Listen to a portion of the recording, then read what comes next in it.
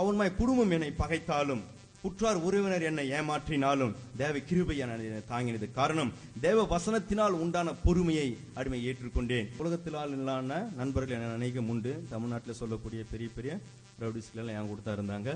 பார்க்கும்போது ஒரு காலத்தில் எனக்கும் என் சகோதரனுக்கும் மிகுந்த ஒரு பிரச்சனை உருவாகும் போது அருமை சகோதரர் அவர்கள் கூறினார், வேணாம் சொல்லுங்க அண்ணனை முடிச்சிடலாம். நான் சொன்னேன், வேணாம், எனக்கு இருக்கிறது ஒரே சகோதரன், அறிவில்லாமல் அவர் பேசுறாரு, வேணாம் விட்டுருங்க. ஏன்னா கொஞ்சம் உள்ள இருக்கும்போது கொஞ்சம் சொத்து பிரச்சனை ஏற்பட்டுச்சு. கர்த்தர் அவனமா எல்லாம் கர்த்தர் அடிமையை காத்து பொறுமையினால் கர்த்தர் எனக்கு காத்து வழிநடத்தி கொண்டு வந்தான். காரணம் என்னவென்றால், நான் சத்தியத்தை அறியாமல் இருந்திருப்பேன், ஆனால் நான் பொறுமை எழுந்து சிறைக்குள்ளாகவே மாயை பின்பற்றி நான் அழிந்து போயிருப்பேன். ஆனாலும் தேவ கிருபையானது என்னை தாங்கிற்று. காரணம், தேவ வசனத்துக்கு தேவ சத்தியத்திற்கு அடிமை நான் ஒப்பு கொடுத்தபடியினாலே கர்த்தர் என்னை ஊழியத்தின் பாதை வழிநடத்தி கொண்டு வந்தார். கொஞ்சம் கொஞ்சமா பாஸ்டர் அவர்கள் எனக்கு சொன்னாங்க, தம்பி நீ இசைக்கருவியில வாசி. நான் கொஞ்சம் தபேலா வாசிப்பேன். பார்க்கும்போது சொன்னார், நீ தபேலா கொஞ்சம் வாசினார். தபேலா வாசிக்க ஆரம்பிச்சேன். அந்த எனக்கு அடுத்த ஊழியம். அடுத்தபடியாக பார்க்கும்போது சொன்னார், கொஞ்ச நாள் பொறுத்து நீ பாடல் ஆராதனை நடத்து என்று. அது கீழே பார்த்தீங்கன்னாக்கா நான் தான் 7வது ஊழியக்காரன். எனக்கு முன்னால் பார்த்தீங்கன்னாக்கா ஒரு எஸ்ஐ, அதாவது போலீஸ் காவல்துறையில் அவர் உதவி ஆய்வாளராக இருந்தார். திருவள்ளூரில் ஒரு லாக்அப் டெத் மூலமாக அவருக்கு ஆயுள் தண்டனை வழங்கி அவர் சிறைச்சாலைக்குள்ளே வந்துட்டார்.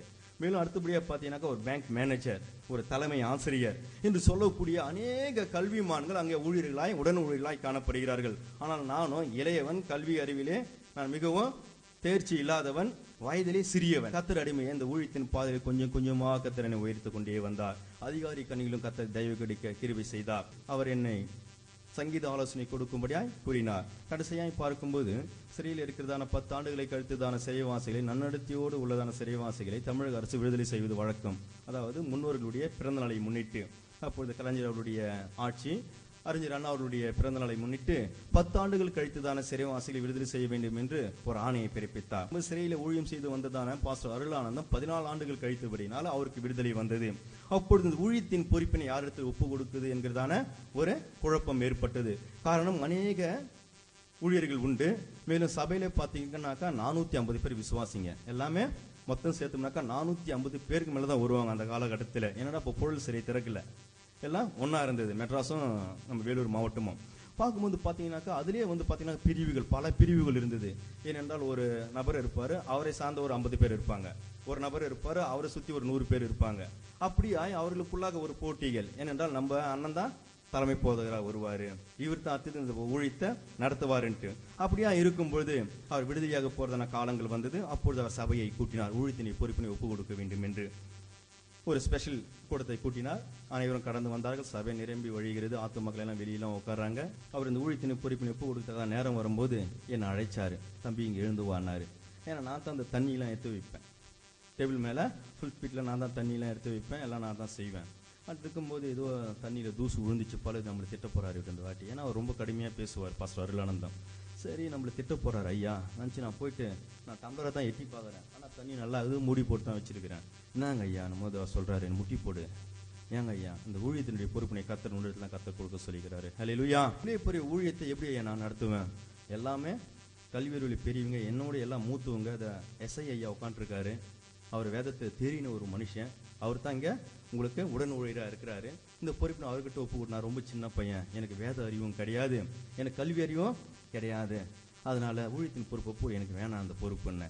ஆனால் அவர் கூறினார், நான் உபவாசத்தை ஜெபிக்கும் பொழுது கர்த்தர் உன்னை தான் எனக்கு காட்டினார். நான் இதற்காக உபவாசத்தை ஜெபித்த நாட்கள் முழுவதுமே கர்த்தர் உன்னையும் உன் பேரும் திட்டவட்டமாக கூறினார். இந்த ஊழியத்தினை கர்த்தர் இடத்துல ஒப்பு கொடுக்க சொன்னார் என்று எனக்குள்ளாக ஒரே பாரம். ஏன்னா நிறைய பேர் அப்பவே சொல்லுவாங்க, அந்த ஆளுகிட்ட போனால் யாரும் ரிலீஸ் ஆக மாட்டாங்க, ஆளுகிட்ட போனாக்கா யாரும் விடுதலை ஆக மாட்டாங்கன்ட்டு. அதுக்குள்ள பாரு, அந்த ஊழியத்தின் பொறுப்புலாம் கொடுத்து நம்ம அப்படியே விட்டுருவாரா? சிறையில் நம்ம அப்படியே இருந்துருவோமா? ஏன்னா வீட்டில் வேறு அம்மா சாபம் கொடுத்துட்டாங்க, அக்கா சாபம் கொடுத்துட்டாங்க, மனைவி சாபம் கொடுத்துட்டாங்க, யாரும் பார்க்கறது இல்லை. என்னடான்ற ஒரு குழப்பம். ஆனாலும் பார்க்கும்போது எஸ்ஐ அவர்கள் கூறினார்கள், பொன்னாம்பலம் நீ கர்த்தருடைய பரிசுத்த ஆவிக்கு இடம் கொடு, நீ இப்போ என்ன பண்ண, முழங்கால் படியிடு என்று அந்த உடன் ஊழியர்கள் முழுவதுமாக கூறினார்கள். அப்பொழுது நான் முழங்கால் படியிட்டு நான் தேவனுடைய அந்த ஊழியத்தின் பொறுப்பினை ஏற்றுக்கொண்டேன். கர்த்தர் அந்த சபையை கர்த்தர் நடத்தும்படியாய் கர்த்தர் உதவி செய்தார். மேலும் பார்க்கும்போது எவ்வளவோ சிறைச்சாலைகளில் பிரச்சனைகள், எவ்வளவோ சரீரத்தில் விளைவினைகள். நான் ஆவிக்குரிய ஜீவித்திலே வளர வளர வளர தேவ வசனத்தை நான் ஏற்றுக்கொண்டு என்னுடைய வாழ்க்கையை நான் மாற்றிக்கொண்டு வருகிறதான வேலையில எல்லாம் பார்க்கும்போது பிசாசானவன் என்னுடைய குடும்பத்தின் மூலமாக பிரச்சனைகளை கொண்டு வந்தான். ஆனால் அதில் நான் பொறுமையாக இருந்தபடியினாலே வெற்றி அடைந்தேன். பிசாசு தோற்று போனான். அடுத்தபடியாக பார்க்கும்பொழுது என்னுடைய நண்பர்கள் வட்டாரத்தின் மூலமாக சிறைக்குள்ளாக பெரிய கலவரங்களை எல்லாம் கொண்டு வந்தான். அநேகர் டிவி பார்க்குறவங்க, செய்தித்தாள படிக்கிறவங்க பார்த்துருப்பீங்க. அநேக கலவரங்கள், வெட்டு குத்து, சிறைச்சாலைனாக்கா சண்டைனாக்கா வெளியிலாச்சும் பேசிப்போம், அடிச்சுப்போம். ஆனால் அங்கே சண்டைனாக்கா எடுத்த உடனே ரத்தம் தான் வரும். அந்த மாதிரி பிரச்சனை எல்லாம் கர்த்தர் அடிமை காத்தா, சமாதானம் பண்ணும்படியாக கர்த்தர் உதவி செய்தா. பார்க்கும்போது நண்பர்கள் மூலமாக எனக்கு பெரிய ஒரு பிரச்சனைகளை பிசாசான் கொண்டு வந்தான். அதிலும் நான் பொறுமையை காத்தேன். காரணம், தேவ வசனம் என்னை நடத்தி வந்தது. பிசாசான் அதிலும் தோற்று போனான். கடைசியாக என்னுடைய சரீரத்திலே கையை வைத்தான். உங்கள் மத்தியில் இருக்கத்தக்க எனக்கு எல்லா நோயும் இது பார்க்கும்போது பார்த்தீங்கன்னாக்கா, ஃபர்ஸ்ட் பார்த்தீங்கன்னாக்கா எனக்கு பைல்ஸ் வியாதி வந்தது. அடுத்தபடியாக பார்த்தீங்கன்னாக்கா எனக்கு யூரின் ட்ரபிள், கிட்னியில் உனக்கு கல் இருக்குது, ஆப்ரேஷன் பண்ண சொல்லிட்டு டாக்டர் சொல்லிட்டாங்க. அடுத்தபடியாக பார்த்தீங்கன்னாக்கா கொஞ்ச நாள் பொறுத்து பார்த்தீங்கன்னாக்கா எனக்கு சுகரு 480 சுகரு, பார்த்தீங்களா பிபி எல்லாமே வந்துடுச்சு. நான் போய் டாக்டர் கிட்ட செக் பண்ணும்போது முகாமில் டாக்டர் பயந்துட்டாரு. என்னப்பா 480 சுகர் வச்சுன்னுக்கிற, நீ வந்து என்ன ஆயிடுவேன், கோமா ஸ்டேஜுக்கு போயிடுவேன், திடீர்னு உனக்கு ஹார்ட் அட்டாக் வந்துடும், ஏன் அதை மறிக்கிற? இல்லை எனக்குலாம் ஒன்றுமே தெரியலீங்களே. இல்லை சொல்லிட்டு என்ன பண்ணார், உடனே எனக்கு ஒரு ஸ்பெஷல் ட்ரீட்மெண்ட் கொடுத்தாங்க. ஏன்னா பிபி பார்த்தீங்கன்னா பிபி 190க்கு வந்துச்சு எனக்கு. ஆனால் சுகரு 480 இருக்குது சுகரு. அப்போ கூட என்ன பண்ணுவேன், நான் மாயை பின்பற்றுவேன் என்று தேவ சமூகத்தை ஒப்பு கொடுத்து ஜெபித்தேன். சுகத்தை கொடுத்து நாளையில வழிநடத்தி கொண்டு வருகிறார். வேத வசனம் சொல்கிறது, தேவ வசனத்தால் உண்டாகும் பொறுமையினால் நம்முடைய ஆத்துமாக்களை நாம் காத்துக்கொள்ள முடியும். எதனால என்ன பண்ண முடியாது, காத்துக்கொள்ள முடியாது. வேத வசனத்தின் மூலமாக அடிமை இந்த பொறுமையை நான் கற்றுக்கொள்ளவில்லை என்றால், பெற்றுக்கொள்ளவில்லை என்றால், நான் என்றைக்கோ நான் சிறையிலே அழிந்து போயிருப்பேன். ஒன்று எதிரிகள் மூலமாக கொல்லப்பட்டிருப்பேன், அல்லது போத வஸ்துக்களின் பழக்கத்தின் மூலமாக நான் மரித்து போயிருப்பேன், அல்லது தற்கொலை பண்ணி கொண்டிருப்பேன். பார்த்தீங்கன்னா சிறைக்குள்ள வருவங்க எல்லாமே இந்த பொறுமை இல்லாதனால 3 பழக்கத்துக்கு அடிமையாயிடுவாங்க. யாரா இருந்தாலும் ஒன்று நல்ல எந்த ஒரு பழக்கமும் இல்லாத வருவாங்க, ஆனால் சிறைக்குள்ள வந்த உடனே அவன் போத பழக்கத்துக்கு அடிமையாயிடுவான். காரணம் இந்த சூழல். ரெண்டாவது பார்த்தீங்கன்னாக்கா இல்லாத மனநோயாளியா பைத்தியமா மாறிடுவான். நல்லா இருப்பாங்க, காரணம் குடும்பத்தை நினைச்சு இது பிரிவை நினைச்சு சிறையில கொடுக்கிறதான நெருக்கங்களை பார்த்து மனம் உடைந்து சில பேர் அநேகர் பைத்தியமா மாறிடுவாங்க. மூன்றாவது பார்த்தீங்கன்னாக்கா தற்கொலை பண்ணிப்பாங்க. இந்த உலகம் இனி நம்ம வெளியே போக மாட்டோம். பார்த்தீங்கன்னாக்கா அது எல்லாம் செய்தித்தாள மறைச்சிடுவாங்க அதிகாரிங்க. கம்பல்சரி மாசத்துக்கு ஒருத்தர்னாச்சும் என்ன பண்ணுவாங்க, சிறையில தூக்கு போட்டு கண்டிப்பா செத்துருவாங்க. ஆனாலும் கர்த்தர் அந்த 3 காரியத்திலிருந்து கர்த்தரை விடுவித்து காத்தார். காரணம், தேவனுடைய வசனம் என்னோடு கூட இருந்தபடினாலே, சத்தியத்தை நான் அறிந்தபடினாலே கர்த்தருடைய பரிசுத்த ஆவியை என்னை வழித்து கொண்டு வந்தார். ஹல்லேலூயா. பொய்யான மாயை பின்பற்றி நான் சென்றிருப்பேன், ஆனால் இன்றைக்கு உங்க முன்னால் ஒரு ஊழியக்காரனாய் ஜீவனால் சாட்சியா நின்றிருக்க முடியாது. இன்றைக்கு பார்க்கும்போது எங்க பார்த்தாலும் பொய்யான இன்றைக்கு உபதேசங்கள், பொய்யான இன்றைக்கு சபைகள், பொய்யான தரிசன வார்த்தைகள் இன்றைக்கு மலிவாய் காணப்படுகிறது. ஏனென்றால் இன்றைக்கு பிசாசானவன் நம்மை விக்கிரகத்தை வைத்தோ அல்லது உலகப்பிரமான காரியங்களை வைத்து நம்ம ஏமாற்ற முடியாது.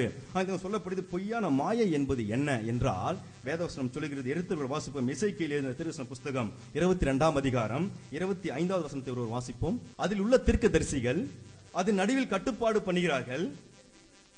கர்ஜிக்கிற சிங்கம் இரையை கவுகிறது போல ஆத்துமாக்களை அவர்கள் பட்சிக்க. இங்கே பார்க்கும் பொழுது இன்றைக்கு பொய்யான மாயையை பற்றி கொள்கிறார்கள் என்றால், இன்றைக்கு இருக்கத்தக்கதான அநேக ஆத்துமாக்கள் இன்றைக்கு பொறுமை இன்றி, இன்றைக்கு யார் எது உண்மையான ஊழியம், எது உண்மையான சத்தியம், யார் உண்மையான போதகர், எது உண்மையான சபை என்பதை இன்றைக்கு அநேகர் என்ன செய்கிறதில்லை, நிதானித்து பார்ப்பதில்லை. இங்கே சொல்லப்படுகிறது, தீர்க்கதரிசிகள் கர்ஜிக்கிற சிங்கத்தை போல ஆத்துமாக்களை பட்சிக்கிறார்கள்.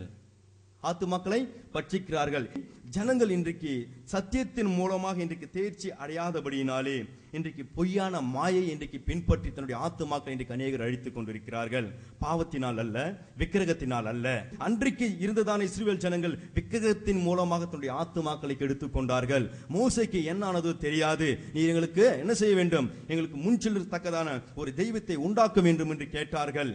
அப்பொழுது ஆரோன் என்ன செய்தார், உங்களிடத்தில் உள்ளதான பொன்னாபரணங்களை கொண்டு வாருங்கள் என்று சொல்லி ஒரு கன்றுக்குட்டியை உண்டாக்கி அங்க என்ன செய்தார், அதை நமஸ்கரிக்கும்படியாக, அதுக்கு பலி செலுத்தும்படியாக உண்டாக்கினார். மலையிலே பார்க்கும்போது தேவன் என்ன செய்தார், தன்னுடைய திட்டங்கள் எல்லாம் அவர் வெளிப்படுத்திக் கொண்டு வந்தார். காரணம், ஆத்துமாக்கள், ஜனங்கள் தங்களுடைய ஆத்துமாக்களை காத்துக்கொள்ள வேண்டும் என்கிற அந்த திட்டம் அங்கே தெளிவாக மோசேக்கு அறிவிக்கப்பட்டு கொண்டு வருகிறது. ஆனால் இங்கேயோ கீழே பார்க்கும்போது ஆரோன் தேவ திட்டத்துக்கு விரோதமாக செயல்பட்டு கொண்டு வந்தார். ஹல்லேலூயா. பார்க்கும்போது ஆரோன் என்பவர் கர்த்தரால் தெரிந்து கொள்ளப்பட்டதான ஒரு ஊழியக்காரன். மோசேயும் தேவனுடைய ஊழியக்காரன். அந்த மோசேயின் மூலமாக தேவ திட்டம் நிறைவேற்றப்பட்டு கொண்டு வருகிறது. ஆனால் அந்த ஆரோன் மூலமாக தேவனுடைய திட்டத்துக்கு மாறாக செயல்பாடு நடந்து கொண்டு வருகிறது.